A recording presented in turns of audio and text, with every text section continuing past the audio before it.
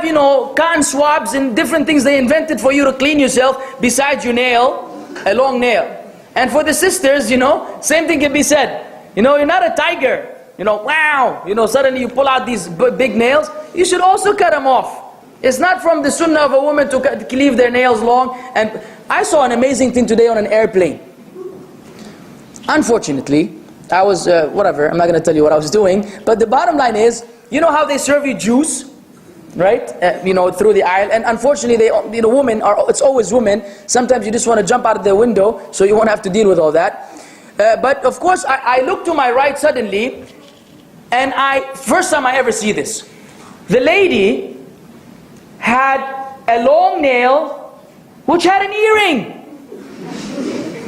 She pierced her nail.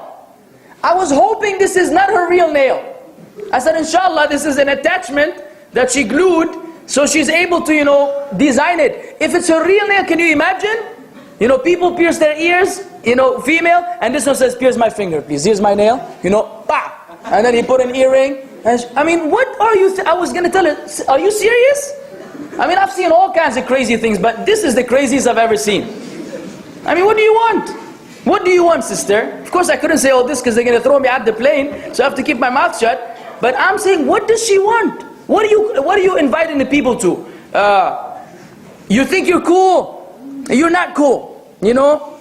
And Jahannam is not cool at all. It's very hot. Cool is in Jannah. So if you want to be cool, you know, you better stick to the deen and act accordingly. So yeah, the bottom line is, then I don't know how I got there.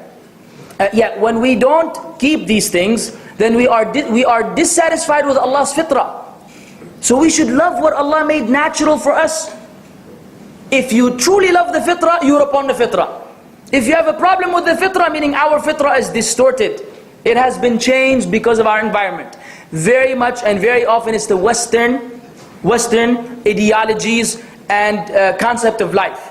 What they think is befitting, and what they think is not, is not.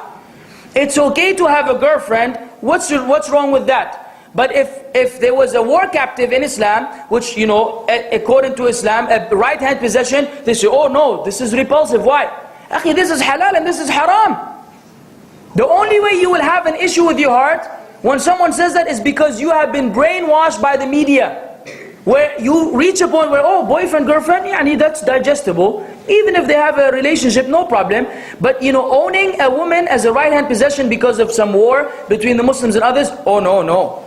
But that is from the deen of Allah. Now, of course, it's not, you know, applicable today because it's not happening. But that was the deen of Allah. This was what Allah gave the men as part of their victory. If you are complaining, you don't like what Allah revealed, but you like the kuffar's idea, oh, having a girlfriend, wonderful. Let me send her an SMS. So this is what? Brainwashing. So are we brainwashed? Some of us may be. We need to clean ourselves from this.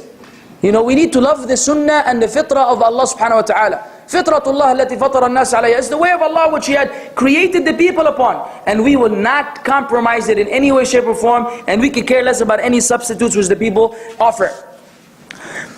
Sixthly or seventhly, imitating the woman's section. When you shave your beard, then you are imitating women who were created with a soft, tender face. Not for me and you. For the woman, yes. The Prophet ﷺ, according to the hadith of Ibn Abbas, لَعَنَ رَسُولُ اللَّهِ صَلَّى اللَّهُ عَلَيْهِ وسلم المتشبهين بالنساء من الرجال المتشبهين من الرجال بالنساء والمتشبهات من النساء بالرجال. Allah's Messenger ﷺ cursed the men who resemble women and the women who resemble men. When you shave your beard, you are imitating women, and this will bring about the curse of Allah. So we don't want to resemble women. They have a particular physical, whatever you call it, features, and we have our own. We don't do what they do, and they don't do what we do. There are two separate things that ever need to remain in this fashion. And lastly, or before lastly, public sinning. And the Prophet ﷺ said, كُلُّ أُمَّتِي مُعَافَى إِلَّا الْمُجَاهِرُونَ. All of my ummah will be safe, except those who do sins publicly.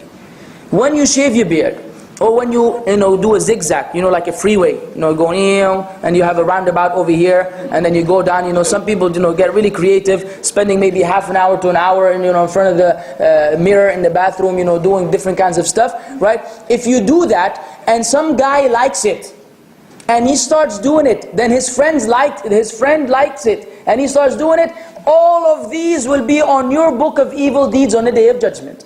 You are responsible for misguiding maybe millions of people you don't know. You may be the one who started the fashion, and you may be destroyed because of that start. So it's not a joke. And public sinning is meaning I disobey Allah publicly, I could care less.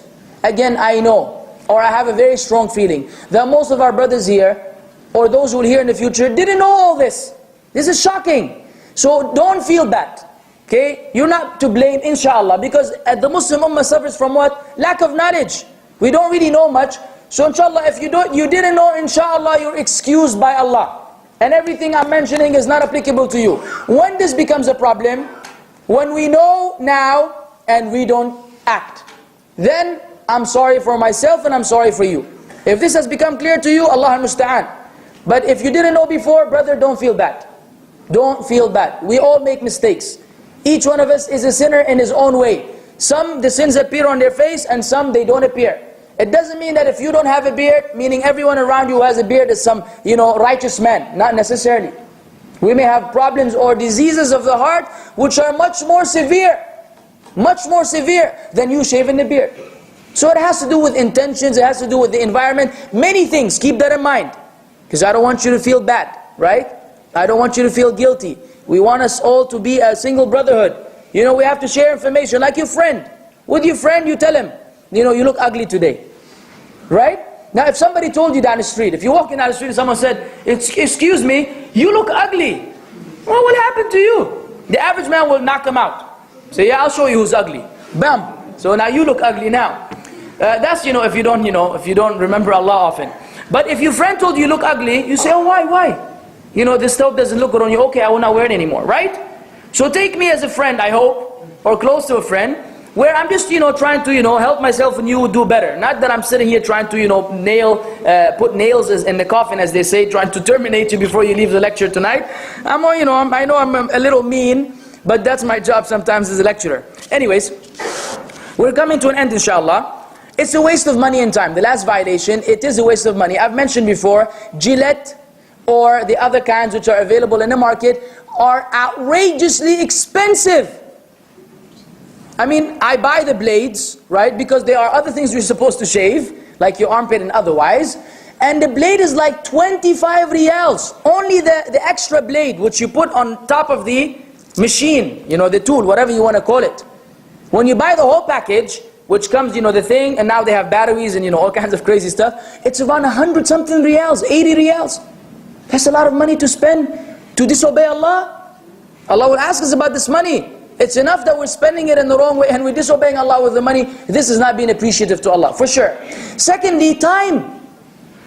Do we have time every day to shave? How much time does it take? Wallahi, it consumes so much time. Whether you shave on your own or you go to the barber. And I told you what I saw at the barber, remember? Do you remember what I told you before? Crazy stuff, man. We're living in a strange world today. The barber had a thread. This thread was like, I don't know, it's like a sewing machine, right? He would put it in between his teeth, and he would fold it with some other thing, and then he would put it on the brother's neck, and he would go like this. I was sitting there like, brother, what are you doing? The man,